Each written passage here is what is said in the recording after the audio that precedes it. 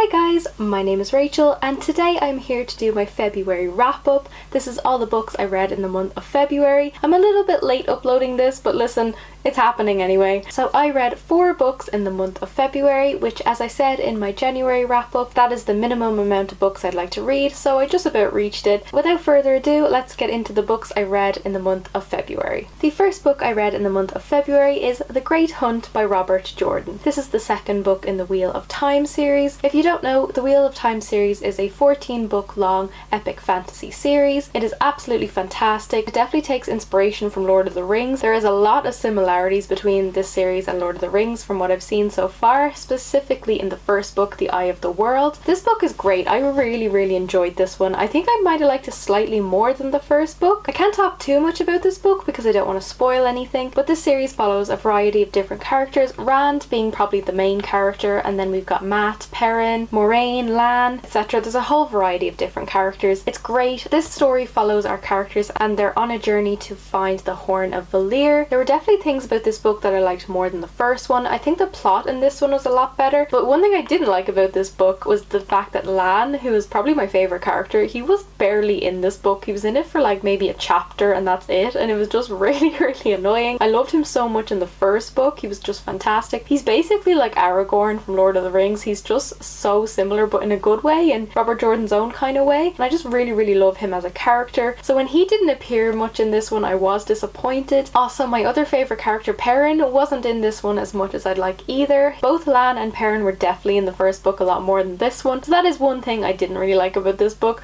But besides that, I thought the plot was excellent. I thought it was very engaging. I actually finished this one a lot quicker than I did with the first book, and they're quite long books, so I was quite proud of myself. And one thing I did absolutely love about this book was the girl power. Egwene, Nynaeve, Min and Elaine become such close friends in this, and I just love the bond between the 4 women. I just absolutely love them. As well, I loved the character development with Egwene in this book. I thought she was so annoying in the first book and she's just very frustrating to read, but then in this book I just found her so much more confident and stronger and just a much more independent woman, and I loved her in this one. So honestly, the women in this were just fantastic. I really liked them a lot more in this one than the first book. I really enjoyed this. It was great, a lot of fun. I'm dying to see where this story goes because there are so many different directions the story could go, and I honestly have no idea where it is gonna go. I gave this 4 stars on Goodreads. It didn't quite reach 5 stars for me. I still really enjoyed it, but it just didn't quite get there. But I'm hoping maybe the next book will, because one of my very good friends who actually bought me the first book said that the 3rd book is his favourite in the entire series. That has me very intrigued, so hopefully the 3rd book will be a 5-star read, and I'm very much looking forward to reading it. The next book I read in the month of February is Heartstopper Volume 1 by Alice Oseman. This is actually a graphic novel series. I absolutely loved it. I never read graphic novel books, but honestly I've heard so many good things about this one, and apparently it's being adapted into a Netflix TV series as far as I know, so that's really exciting. I finished this in like one sitting. It was just absolutely so addictive. I loved it so much. It's actually made me want to get more graphic novels because honestly they're actually so much fun to read. So this book follows Charlie, who is a gay boy in school, and he meets Nick and they become really close friends and end up actually falling in love. It's just a really sweet, touching, innocent love story. Both Charlie and Nick are just so adorable. I absolutely loved reading about them. It ended on kind of a cliffhanger. I do have volumes 2 and 3, but I didn't want to dive right in yet because I didn't want the series to be over too quickly. But I definitely plan on getting to volume 2 this month because honestly I loved this one so much and it was just so adorable. It gave me all the feelings. Also, I just love the artwork. It's absolutely gorgeous. I really loved it. I just felt so many emotions reading this book. My heart was just soaring. It was just the cutest thing ever. I was properly like fangirling over these two. It was just so sweet. Just a very innocent love story, and I really enjoyed it. I cannot wait to get to book 2, and I'm also so excited for the Netflix adaptation, but I'm also really nervous too because, you know, I love this so much and I don't want Netflix to ruin it. So I really hope when they do adapt it that it ends up being really good. I hope Alice Oseman herself is getting involved, and I hope the casting is good, but I have no idea when that's even coming out. I have no idea. Don't have any information on it, but hopefully they don't ruin it. Hopefully it'll be really good. I just thought this was so cute. I just honestly loved it so much. I gave this 5 stars on on Goodreads just because I thought it was just so sweet, so adorable. I love the artwork. It just gave me every single feeling. I loved it so much, so I definitely think it deserved 5 stars. The next book I read in the month of February is November 9 by Colleen Hoover. I have never read a Colleen Hoover book before. She's very well known and very popular on BookTube, but I've just never read any of her books, and I've owned this book for years. It's just been sitting on my shelf. Part of the reason I bought it was just because I love the cover so much. It's one of my favorite book covers. It's just gorgeous. I love the colors. I don't know what made me finally decide to pick it up, but for some reason I felt it was the time. So I finally picked it up, read it,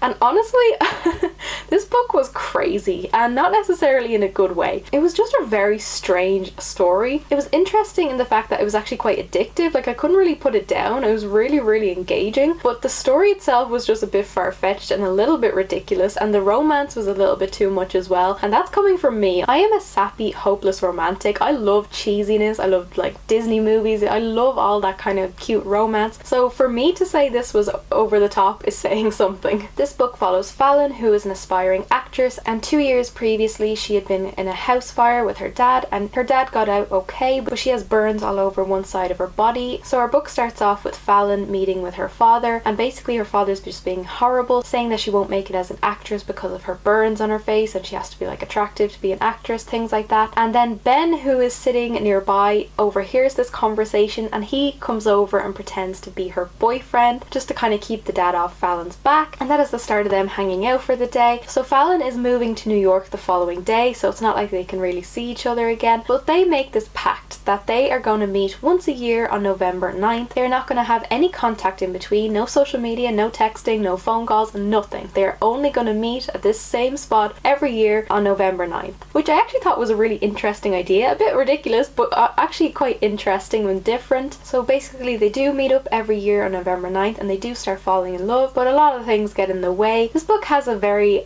interesting plot twist, and that's all I'll say because I don't want to spoil it. I remember reading the twist and just being like, what? What do you mean?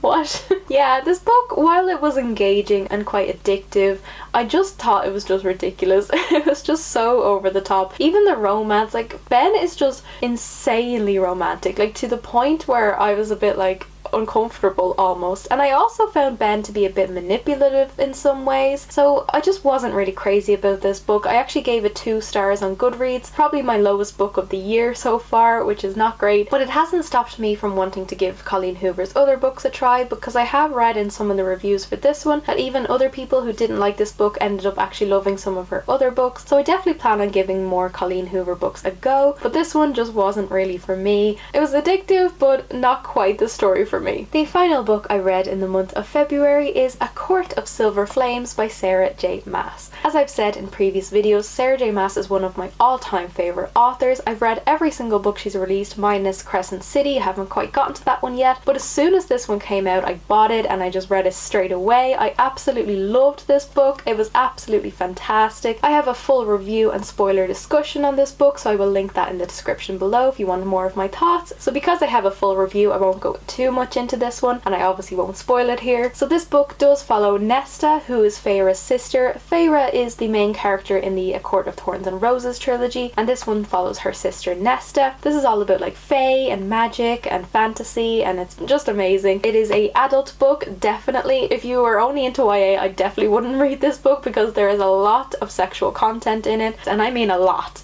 It's great though, it's great. So if you're not into that, I definitely wouldn't recommend this book or this series because there is a lot. I just really enjoyed reading this. I loved reading about Nesta. I definitely preferred Nesta actually to Feyre in the original series, which surprised me because I didn't expect to get this close connection with Nesta, but this book alone just had me feeling so connected with her, and I just kind of saw parts of myself in Nesta. I could relate to her in some ways. I just wanted to give her the biggest hug, and I just loved her journey in this book. She goes on such an emotional journey. It gave me so many emotions. I can't even tell you. It made me cry cry like 3 times, you know, shocker, I cried everything. All these characters mean so much to me. I just want to protect them at all costs. I love Cassian, I love Azriel, I love Feyre and Rhys, I love them all, and I really hope Sarah J Maas just keeps them alive for the next few books.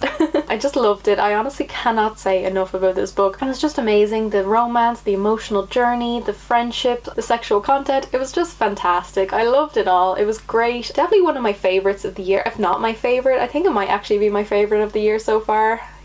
Yeah, thinking about it, I think it is. I think this book is just going to be on my mind for a long time, and I love Sarah J Maas, but I definitely think this is one of my favourite books by Sarah J Maas, and that's saying something. Before reading this, I would have said Tower of Dawn is my favourite Sarah J Maas book, but this might have just beaten it. I don't know, maybe I need to reread Tower of Dawn and then make a decision between the two. I cannot wait for the next book. I'm so excited. I hate that we have to wait so long for the next book, because this one literally just came out, which is why I don't normally like reading books straight away when they come out, because I hate the wait for the next book after. But anyway, I could not. It was just calling my name. It's such a long wait. I'm so sad. But it'll come eventually, and hopefully it'll be as good as this one. One thing I don't like about this book, and I actually am very disappointed with, is the cover. I just don't like it. I don't like the font, I don't like the colours, I just don't like it. But it's okay, because the inside is what matters, and it's just great. I loved it. It's amazing. I was supposed to read Queen of Air and Darkness in February by Cassandra Clare, but this book kind of took over as soon as I came out, so I hope to get to Queen of Air and Darkness in the month of March. But anyway, I gave this 5 stars on Goodreads. Loved it. Fantastic. Cannot wait for the next one. Really enjoyed this one. So that is it for my February wrap up. For the most part, I had a good reading month with the quality of the books I read, minus November 9th. It wasn't great, but for the most part I read some good books in the month of February. Thank you so much for watching, guys. I really appreciate it. I would love if you could give me a like and subscribe. It would mean the absolute world to me, and also leave me a comment just saying hello. Thank you so much for watching, and I hope you have a lovely day. Slán live!